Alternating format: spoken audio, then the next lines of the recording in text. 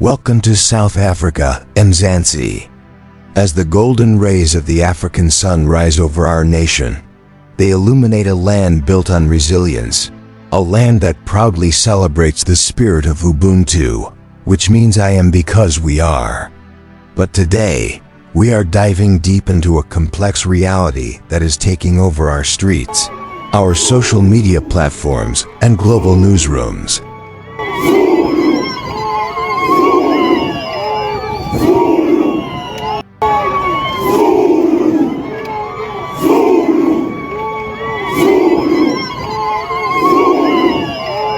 When Western nations like the United States or countries across Europe tighten their borders, enforce mass deportations, and secure their national sovereignty, the global media calls it border control.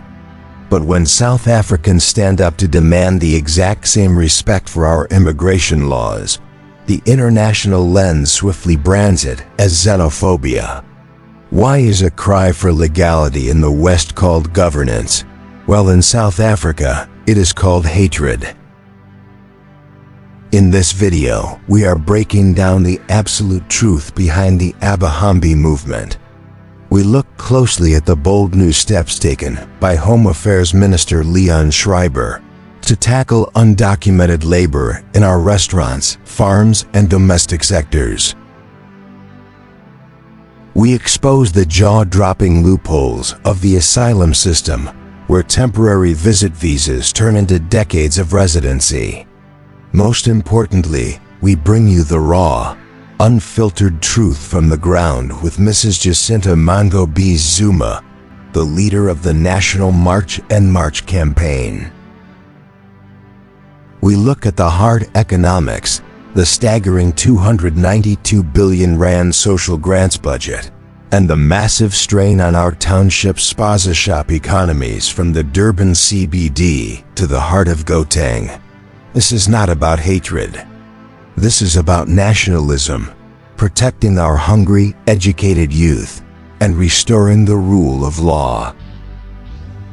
Make sure to read our full detailed analysis on our blog linked in the description below.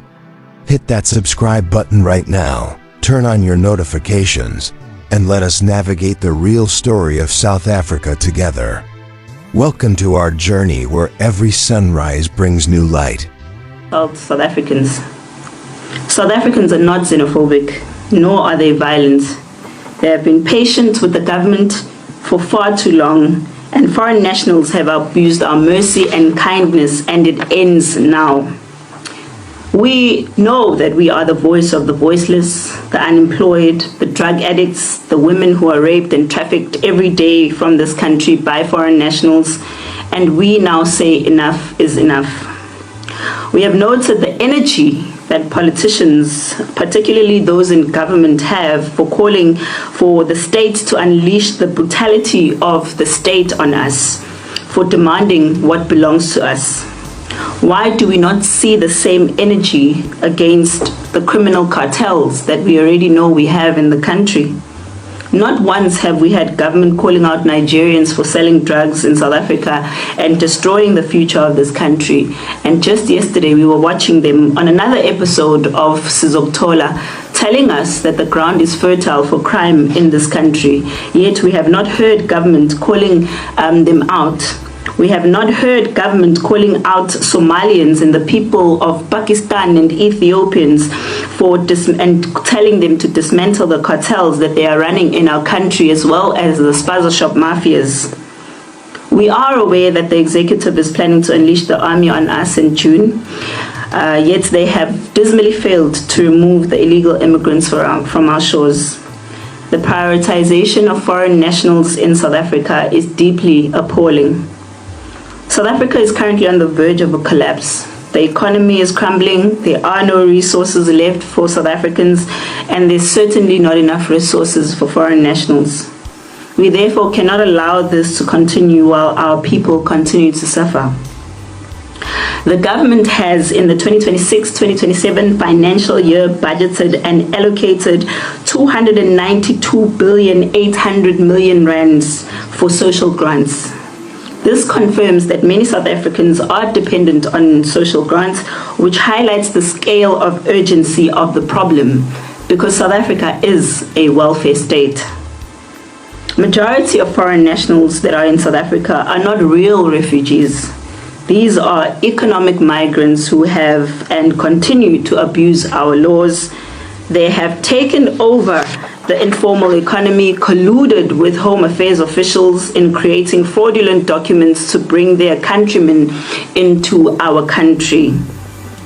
Our township economy has been hijacked by Somalians and foreign nationals from Pakistan and Ethiopia. In Durban alone, over 340 permits have been given to foreign nationals to operate in the Durban CBD as we sit here currently. The strain in our public facilities is getting out of hand, with the departments such as health, education, and social development struggling to service South Africans properly because they end up having to service a lot more foreign nationals than they should. The underfunding of the BMA is also a grave concern to us, and that requires urgent intervention. It is pointless to fund the Department of Labor so that they can employ 10,000 inspectors when your borders are wide open. This is poor planning from the government, because those 10,000 inspectors should be assisting the only 800 immigration officers that we have in the entire country. We have noted hundreds of thousands of migrants coming to our country as tourists and then end up as refugees, and business people as well as criminals or even employers. The time has come for government now to close the tap and deport all of these immigrants.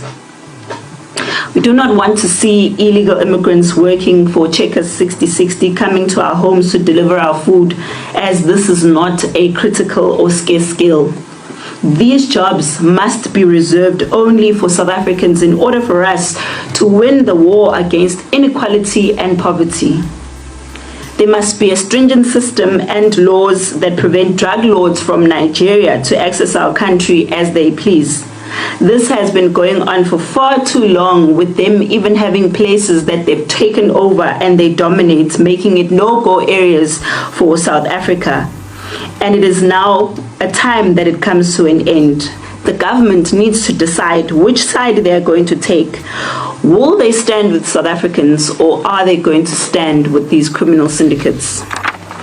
We have noted the irresponsible actions of Home Affairs and the municipality of pulling the wool over the faces of South Africans, when we know that there is no way that immigration officers can screen 457 immigrants in less than 3 hours, when ordinarily it takes a whole day to screen one immigrant.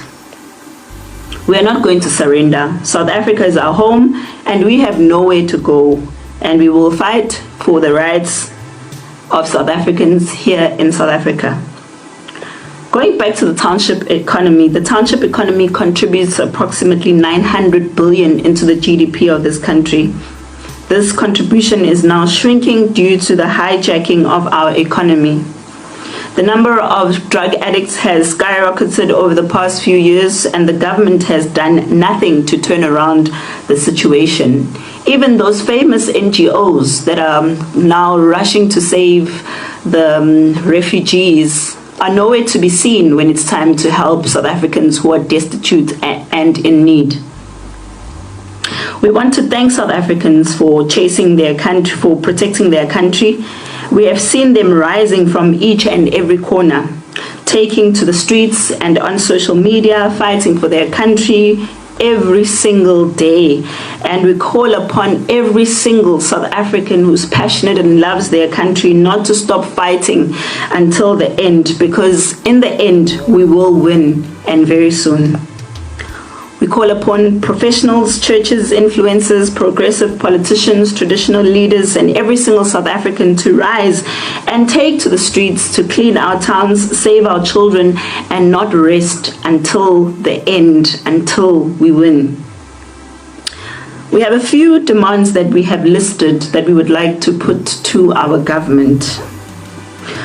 We call upon the government to stop granting and the processing of all refugee applications within 14 days until the state has come up with an interim solution pending the process currently underway in respect of the white paper.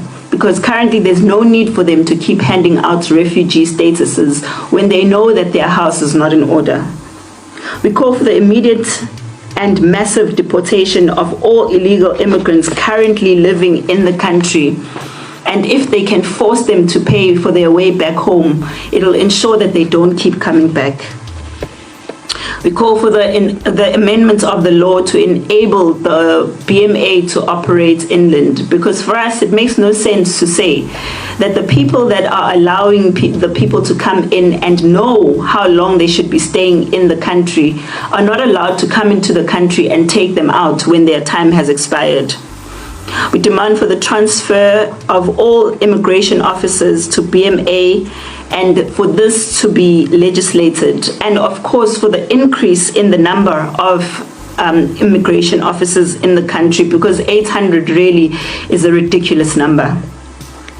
We call for the urgent transfer of all border police to BMA, because currently what is happening, SAPS and BMA and SANDF are not working together at the borders to make sure that they are able to stop people from coming into the country due to who is calling the shots at the border at the time.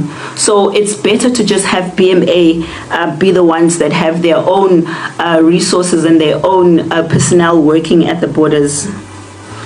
We would like for the government to set a budget to build a secure fence and secure our country urgently as a matter of absolute urgency, because we know that currently our country is only operating at 25% capacity at our borders.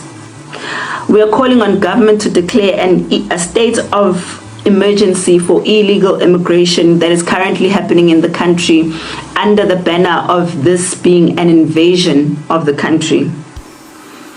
We also would like to call for the legislation to pass laws to reserve township economy for South African small businesses only. And we call upon the President to address the nation in respect to the issues raised above before the 30th of June 2026. As our people want to take to the streets on the 30th of June 2026 if this issue is not addressed correctly. Mother Teresa once said, when a poor person dies of hunger, it has not happened because God did not take care of him or her. It happened because neither you nor I wanted to give that person what he or she needed. Our people want justice and they want it now. Let us all rise to save our country, save our people from hunger and inequality. South Africa will be great again. It just needs all of us to rise and defeat our enemy. And tomorrow we must all rise and play a role to defend our heritage.